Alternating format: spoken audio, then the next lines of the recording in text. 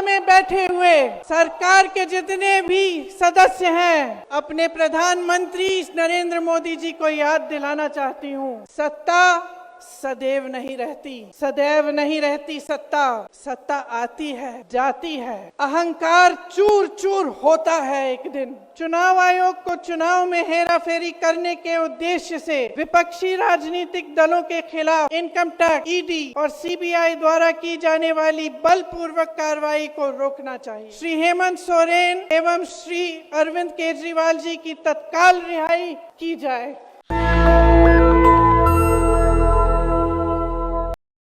उपस्थित सभी नेतागण,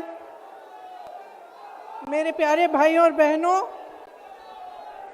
मुझे इंडिया गठबंधन की ओर से इंडिया गठबंधन की 5 सूत्री मांगें पढ़ने के लिए कहा है। इससे पहले कि मैं ये शुरू करूं, मैं एक छोटी सी बात आपके सामने रखना चाहती हूं। देखिए, ये दिल्ली वाले जानते हैं कि ये दिल्ली का सुप्रसिद्ध रामलीला मैदान है। यहाँ बचपन से मैं आ रही हूँ। हर साल दशहरे के दिन यहाँ इसी मैदान में रावण के पुतले का दहन होता है। मैं छोटी थी तो अपनी दादी जी इंदिरा जी के साथ आती थी, उनके पैरों के पास जमीन पर बैठ के देखती थी। उन्होंने हमारे देश की ये प्राचीन, हजारों वर्ष प्राचीन गाथा जो रामायण है, भगवान राम जी की जीवन गाथा मुझे सुनाई। आज जो सत्ता में है वे अपने आप को राम भक्त कहलाते हैं। इसीलिए यहाँ बैठे हुए मेरे मन में ये बात आई कि उनको इस संदर्भ में कुछ कहना चाहिए। मुझे लगता है कि वे कर्मकांड में उलझ गए हैं। मुझे लगता है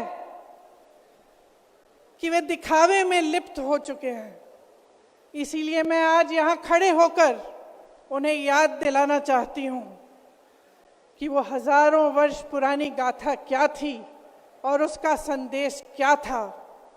भगवान राम जब सत्य के लिए लड़े, उनके पास सत्ता नहीं थी। भगवान राम जब सत्य के लिए लड़े, उनके पास संसाधन नहीं थे। उनके पास तो रथ भी नहीं था। रथ रावण के पास था, संसाधन रावण के पास थे, सेना रावण के पास थी, सोना रावण के पास थी। वो तो सोने की लंका में रहता था। भगवान राम के पास सत्य था, आशा थी, आस्था थी, प्रेम था, परोपकार था, विनय था, धीरज था, साहस था और भगवान राम के पास सत्य था। मैं सत्ता में बैठे हुए सरकार के जितने भी सदस्य हैं, अपने प्रधानमंत्री नरेंद्र मोदी जी को याद दिलाना चाहती हूं कि इस जीवन राम भगवान के जीवन गाथा का क्या संदेश था। सत्ता सदैव नहीं रहती, सदैव नहीं रहती सत्ता। सत्ता आती है, जाती है, अहंकार चूर चूर होता है एक दिन। यही संदेश था भगवान राम का, उनके जीवन का। और आज यहाँ रामलीला मैदान पर खड़े हुए इंडिया गठबंधन की 5 मांगों को पढ़ने से पहले मुझे ये उचित लगा कि मैं ये संदेश एक बार फिर दोहराऊं। इंडिया गठबंधन की 5 सूत्री मांगें भारत के चुनाव आयोग को लोकसभा चुनावों में समान अवसर सुनिश्चित करना चाहिए। दूसरी मांग, चुनाव आयोग को चुनाव में हेराफेरी करने के उद्देश्य से विपक्षी राजनीतिक दलों के खिलाफ इनकम टैक्स, ईडी और सीबीआई द्वारा की जाने वाली बलपूर्वक कार्रवाई को रोकना चाहिए। तीसरी मांग, श्री हेमंत सोरेन एवं श्री अरविंद केजरीवाल जी की तत्काल रिहाई की जाए।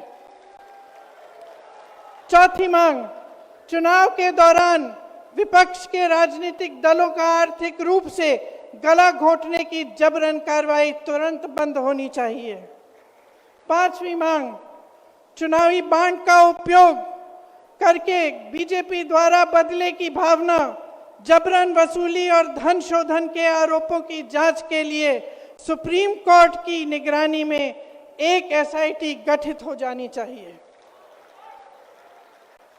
बीजेपी शासन द्वारा पैदा की गई अलोकतांत्रिक बाधाओं के बावजूद इंडिया गठबंधन लड़ने, जीतने और हमारे लोकतंत्र को बचाने के लिए दृढ़ और आश्वस्त है।